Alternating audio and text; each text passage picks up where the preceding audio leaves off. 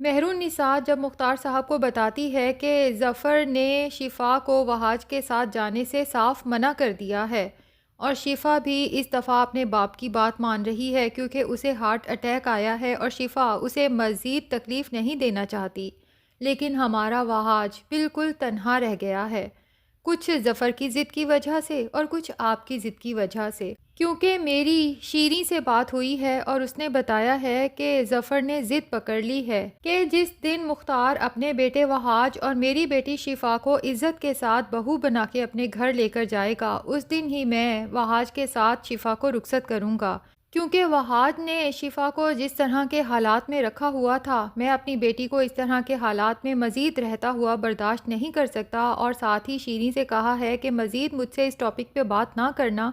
میں heart patient ہوں، کبھی بھی اس دنیا سے جا سکتا ہوں، اس لیے جب تک زندہ ہوں میں اپنی بیٹی کو تکلیف میں نہیں دیکھنا چاہتا۔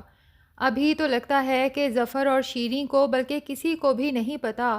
کہ شفا پریگننٹ ہے، اس کے بعد تو شاید وہ اس کی پہلے سے بھی زیادہ کیئر کریں، اور ہو سکتا ہے کہ پریگننسی کا سننے کے بعد تو مختار صاحب ظفر کی شرط مان کے شفا کو لینے چلے بھی جائیں، کیونکہ آخر کار وہ ان کے وہاج کی ہونے والی اولاد بھی تو ہے۔ بہرحال مہر النساء جب مختار کو سمجھانے کی کوشش کرتی ہے کہ آپ کو اپنے بیٹے کے لیے اپنا دل اتنا سخت نہیں کرنا چاہیے، یہ گھر جتنا آپ کا ہے اتنا ہی وہاج کا بھی ہے، تو اسی دوران مہک پھر سے وہاں سر پہ پہنچ جاتی ہے مختار صاحب کو وہاج کے خلاف بھڑکانے کے لیے، اور خاص طور پہ ظفر کے خلاف، کہ دیکھ لیں کتنا احسان فراموش انسان ہے، آپ نے تو رضا کا چلتا کاروبار اٹھا کے ظفر کے حوالے کر دیا تھا، لیکن ظفر کبھی بھی آپ کی کسی مشکل میں کام نہیں آیا۔ تو مختار صاحب جو مہر النساء کے سمجھانے پہ ابھی سوچ ہی رہے تھے کہ اپنے بیٹے کی خاطر انہیں اپنے اصولوں کو توڑنا ہوگا اور ظفر سے خود جا کے بات کرنی ہوگی، لیکن مہک کی لگائی بجھائی والی بات سننے کے بعد مختار صاحب ایک دفعہ سے پھر سخت دل بن جاتے ہیں، لیکن پتہ نہیں اسی دوران وریشا کو کیا سوچتی ہے کہ جب وہ یہ سب باتیں سنتی ہے تو فوراً وہاں پہنچ جاتی ہے اور مختار صاحب سے کہتی ہے کہ تایا ابو، میرا خیال ہے ہمیں تائی امی کی بات مان لینی چاہیے اور وہاج کو گھر لے آنا چاہیے، کیونکہ اب شفا بھی اسے چھوڑ گئی ہے تو آپ خود سوچیں وہ کتنا تنہا رہ گیا ہوگا۔ مختار صاحب جب وریشا کی یہ بات سنتے ہیں ان کی تو آنکھوں میں آنسو آ جاتے ہیں کہ وہاج کس قدر وریشا کے خلاف بولتا ہے، اس سے نفرت کرتا ہے، لیکن وریشا کتنی نرم دل لڑکی ہے کہ اتنا سب کچھ ہو جانے کے بعد بھی اس کے دل میں وہاج کے لیے کس قدر نرمی ہے، اور مہر النساء کو بھی وریشا پر بہت پیار آتا ہے، لیکن مہک کو وریشا پہ بہت غصہ آتا ہے کہ آخر اسے کیا ضرورت پڑی ہے وہاج کے لیے اس گھر میں جگہ بنانے کی۔ اب نہ تو مہک کو، نہ مہر النساء، نہ مختار صاحب، کسی کو بھی نہیں پتا کہ وریشا یہ چال کس لیے چل رہی ہے۔ وریشا اس وقت جو کچھ بھی کر رہی ہے محمود کے کہنے پہ کر رہی ہے، لیکن محمود اور وریشا تو اب لگتا ہے کہ اپنی کسی بھی پلاننگ میں اس مہک کو بھی شریک نہیں کرتے۔ بہرحال مہک وریشا کو لے کے محمود کے پاس جاتی ہے اور اس کی شکایت کرتی ہے کہ اس نے کتنی بیوقوفی کا مظاہرہ کیا ہے، جب مختار بھائی وہاج کے لیے اپنا دل سخت کر چکے تھے تو اس کو کیا ضرورت پڑی تھی ان سے کہنے کی کہ وہاج اور شفا کو گھر لے آئیں۔ تو محمود مہک کو سمجھاتا ہے کہ مختار کے دل میں وریشا کے لیے جو سافٹ کارنر پیدا ہوا ہے نا، میں اسے قائم رکھ کے اس کا فائدہ اٹھانا چاہتا ہوں۔ دوسری طرف ظفر جب اپنی بیٹی شفا کو اداس پریشان دیکھتا ہے تو اسے سمجھاتا ہے کہ میں تمہارا دشمن نہیں ہوں، میں چاہتا ہوں کہ تمہاری شادی قائم رہے، لیکن وہاج کو بھی تو سوچنا چاہیے، میری اتنی نازوں پلی لڑکی کو اتنے چھوٹے سے گھر میں رکھا ہوا ہے جہاں سب کام تمہیں خود کرنا پڑتے ہیں، وہاج کو چاہیے تھا نا کہ وہ اپنے باپ سے جا کے معافی مانگتا اور اس گھر میں اپنے لیے اور تمہارے لیے جگہ بناتا۔ تو شفا اپنے باپ کو سمجھانے کی کوشش کرتی ہے کہ وہاج بہت ایگوئسٹک ہے، جس طرح سے بڑے ماموں نے اسے بے عزت کر کے نکالا تھا وہ اب کسی صورت بھی اس گھر میں واپس جانا نہیں چاہتا۔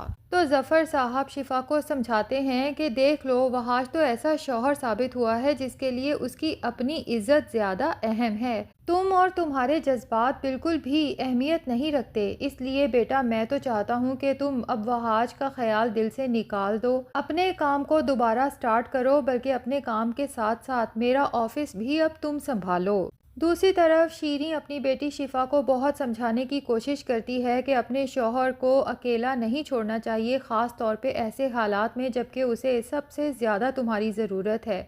اس نے تمہارے لیے سب کے خلاف جا کے جنگ کی ہے اور تم نے اسے تنہا چھوڑ دیا۔ لیکن شفا صاف کہہ دیتی ہے کہ بابا اگر چاہتے ہیں کہ میں وہاج کے ساتھ نہ رہوں تو اس دفعہ میں اپنے بابا کا کہنا مانوں گی، کیونکہ ایک دفعہ میں نے اپنے بابا کے خلاف جا کے وہاج کی بات ماننے کی غلطی کر لی تھی اور اس کا میں نے بہت بڑا خمیازہ بھگتا ہے۔ اب میں دوبارہ وہی غلطی نہیں دہراؤں گی۔ ایسے میں شیریں مہر النساء کو کال کر کے کہتی ہے کہ میری بات تو شفا ماننے کو تیار ہی نہیں، آپ آ کر شفا کو سمجھائیں کیونکہ آپ کی تو وہ ہر بات مانتی ہے۔ مہر النساء جب شفا کو جا کے سمجھاتی ہے کہ تم نے جو وہاج سے دور رہنے کی ضد پکڑ لی ہے، میں تو تمہیں یہی سمجھاؤں گی کہ تم اس طرح سے اپنے اور وہاج کے رشتے کی ڈور کو کمزور مت کرو۔ تو شفا کہتی ہے کہ بڑی ماما، رشتوں کی ڈور تو کمزور تب ہوتی ہے جب سامنے والے کی ہر بات کا غلط مطلب نکالا جائے۔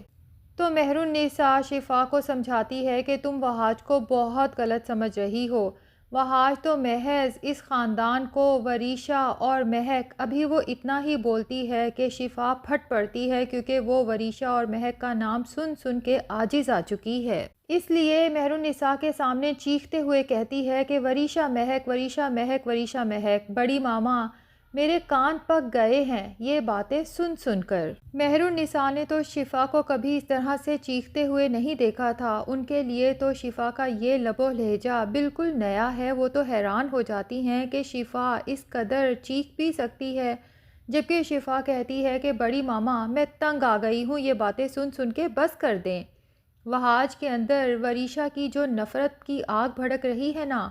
اس نے ہم دونوں کی محبت کو جلا کے راکھ کر دیا ہے۔ دوسری طرف وہاج جب شفا کا ساتھ جانے سے انکار سن کے گھر جاتا ہے تو بہت زیادہ غصے میں پیچ و تاب کھاتا ہے۔ اسے ساری باتیں، سارے قسمیں وعدے یاد آتے ہیں جو شفا نے اور اس نے ساتھ مل کے کھائے تھے، ہمیشہ ساتھ نبھانے کے۔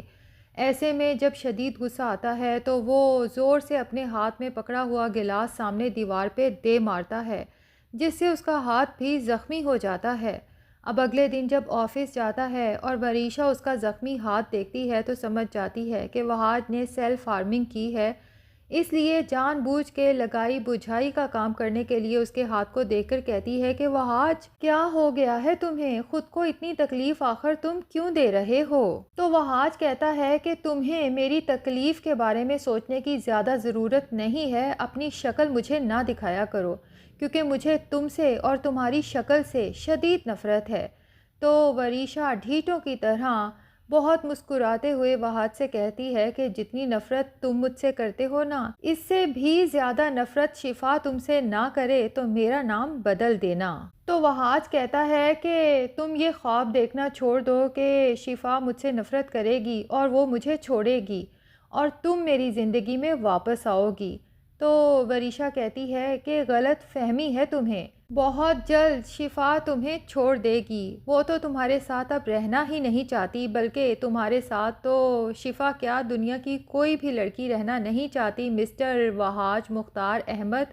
اور پھر جان کے اسے جلانے کے لیے کہے گی اوہ آئی ایم سوری،